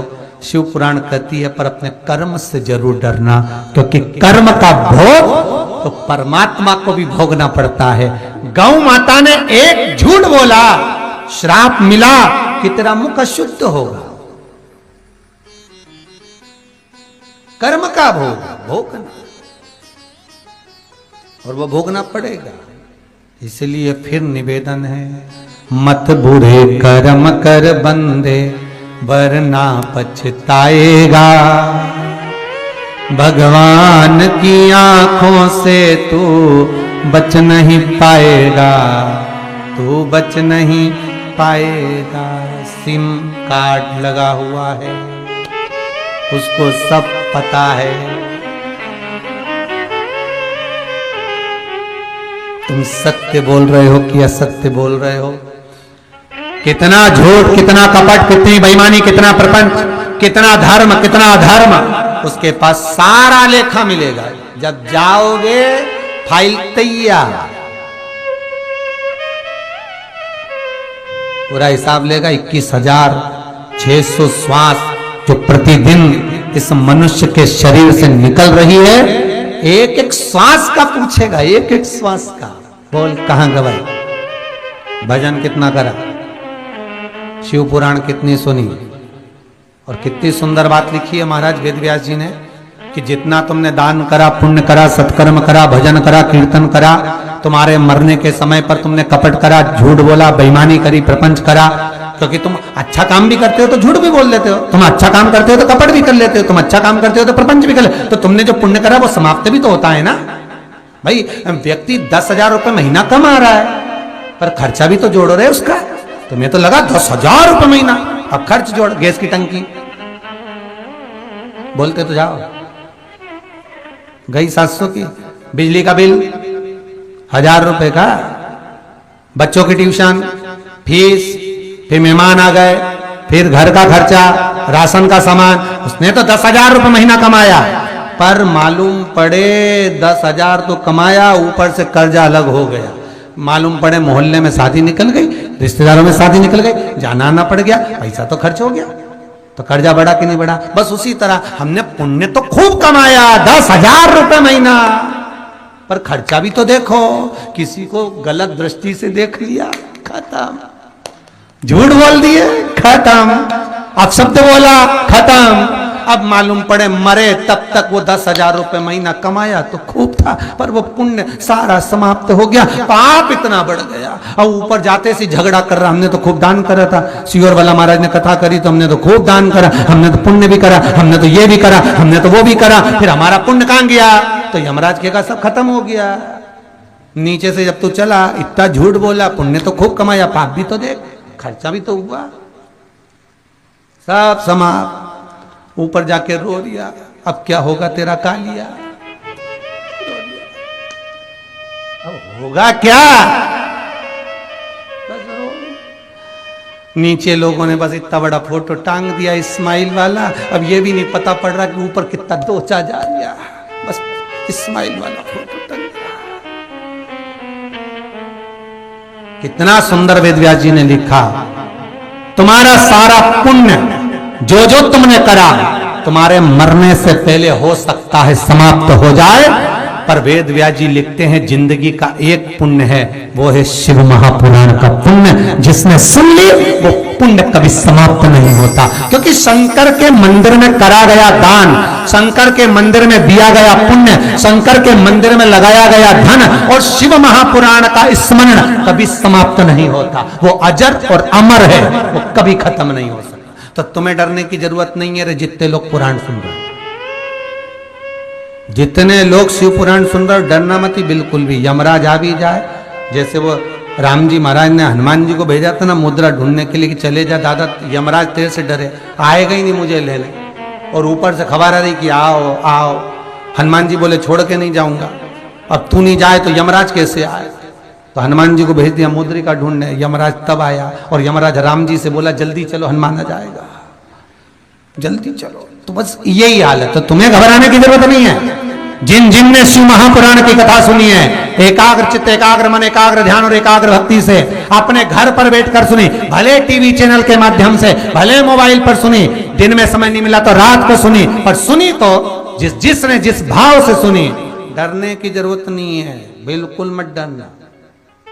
ए गौ माता तू झूठ बोली, ब्रह्मा जी बोले ये आकाशवाणी झूठी है। भगवान शंकर को क्रोध आ गया और शिवलिंग में से शिव जी प्रकट हो गए, और प्रकट होकर भगवान शंकर ने अपने पांव के अंगूठे के नखून को तोड़कर फेंका, काल भैरव को प्रकट कर लिया। काल भैरव से कहा, ए भैरव काट ब्रह्मा का सिर। झूठ बोल रहा है ब्रह्मा, और काल भैरव ने अपनी चीटी उंगली के नख को तोड़ा और फेंक कर मारा ब्रह्मा पर, तो ब्रह्मा का एक सिर कट गया। और ब्रह्मदेव का जब सिर कटा वो सिर लुढ़कता गया, और लुढ़कता वो सिर कह रहा है कि आकाशवाणी झूठी है। देखो सत्य को प्रमाण की जरूरत नहीं है, पर असत्य को प्रमाण देना पड़ता है, बार बार झूठ बोलना पड़ता। एक बार अगर झूठ बोलती है ना तो झूठ बोलना पड़ेगा,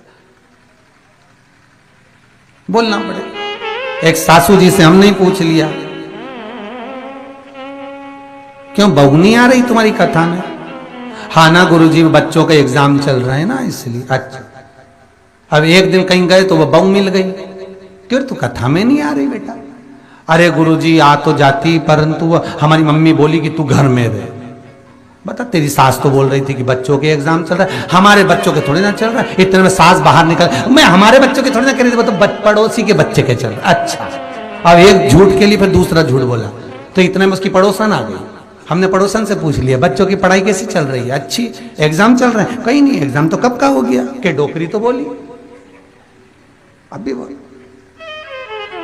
महाराज जब गए, हनुमत चरित्र कहता, राम जी महाराज जब जाने लगे तो उन्होंने हनुमान जी से कहा कि तुम क्या चाहते हो? हनुमान जी बोले मेरे को जाना है, क्योंकि जहां राम वहां हनुमान। हनुमान जी जब कहने लगे कि मेरे को जाना है, तो राम जी महाराज बोले नहीं नहीं हनुमान, तुझे सबसे ज्यादा प्रिय क्या है? तो कह राम।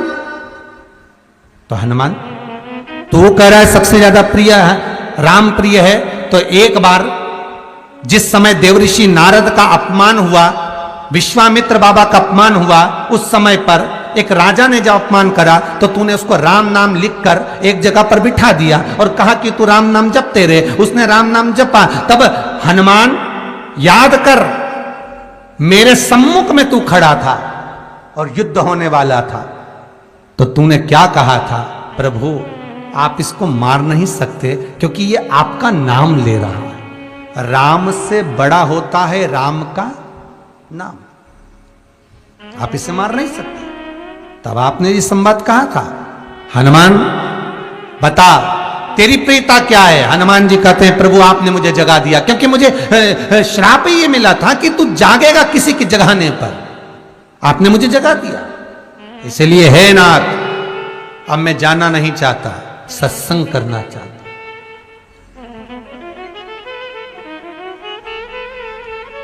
श्री राम जी का चरित्र है, अब मैं सत्संग करूंगा, भजन करूंगा, नाम जाप करूंगा। पर राम जी जानते हैं हनुमान से कहा, हनुमान मेरा जाने का समय आ गया, मुझे तो जाना पड़ेगा ना, सीता पृथ्वी में चली गई, मुझे भी जाना है, मैं सरयू के जल में अपने प्राणों को त्यागूंगा, मानव का शरीर है, इसको त्यागना तो पड़ेगा ना हनुमान। हनुमान जी बोले तो त्याग दो, त्यागने में क्या दिक्कत है, त्यागो आपको। पर दिक्कत एक बहुत बड़ी है। तो राम जी ने जैसी कहा दिक्कत बहुत बड़ी है, तो हनुमान जी पूछे ऐसी कौन सी दिक्कत है। हनुमान जी के शब्द सुने तो राम जी बोले, जब जिस समय पर तुम सूर्य को निगल गए थे, इंद्र को क्रोध आया था और इंद्र ने तुम पर वज्र का जब प्रहार करा था, जब वज्र का प्रहार इंद्र ने करा तब तुम्हारा नाम हनुमान हुआ, तब सारे देवी देवताओं ने तुम्हें वर प्रदान करा। उस जगह पर यमराज भी खड़ा था, तो यमराज ने तुम्हें वर दिया था कि जहां हनुमान होगा वहां यमराज नहीं होगा। अब दिक्कत यह है कि मुझे प्राण त्यागना है और तू मुझे 1 मिनट के लिए नहीं छोड़े, तो यमराज आएगा कैसे। दिक्कत वहां अड़ी पड़ी है।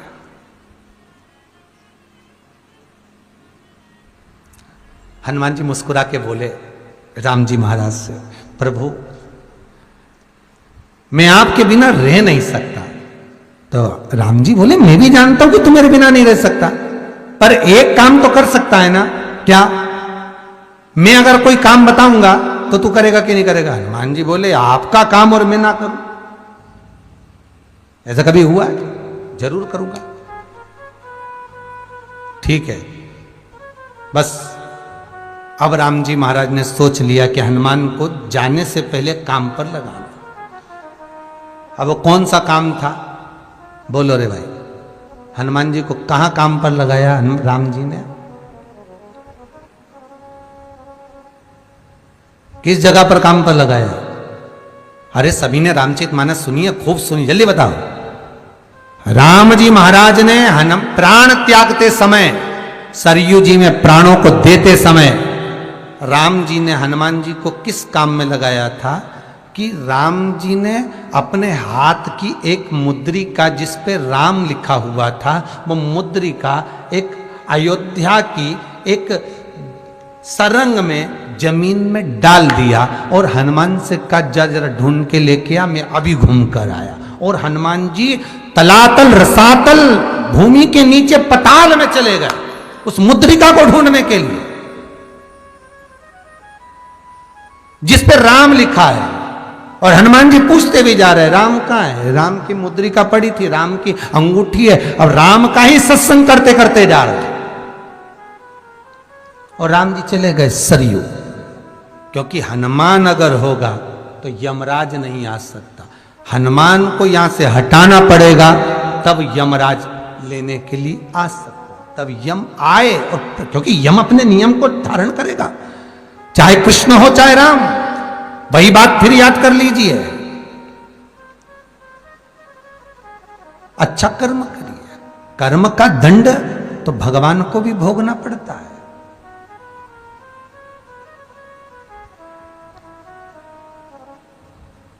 मत बुरे कर्म कर बंदे वरना पछताएगा, भगवान की आंखों से तू बच नहीं पाएगा, तू बच नहीं पाएगा, भोगना तो पड़ेगा। फिर वही बात है, भगवान से नहीं डरना, मत डरो। माता पिता से नहीं डरना, मत डरो। घर के बड़ों से नहीं डरना, मत डरो। घर के बुजुर्गों से नहीं डरना, मत डरो। वेद और पुराण से नहीं डरना, मत डरो। धर्म और शास्त्रों से नहीं डरना, मत डरो। तुम किसी गुरुजन से नहीं डरना, मत डरो। किसी तीरथ से नहीं डरना, मत डरो। तुम घर के बुजुर्गों से नहीं डरना, मत डरो। पर अपने कर्म से जरूर डरना, क्योंकि कर्म का भोग तो परमात्मा को भी भोगना पड़ता है। ये राम अवतार, ये कृष्ण अवतार, ये जितने अवतार है, माता जानकी को भी कैद में पड़ना पड़ा, माता चिड़िया को कैद में रखा। भगवान कृष्ण के चरण में बाण लगा, केवल राम अवतार में उन्होंने छुप कर मारा। तो बाली कर्म का दंड बहुत। मत बुरे कर्म कर बंदे वरना पछताएगा, भगवान की आंखों से तू बच नहीं पाएगा।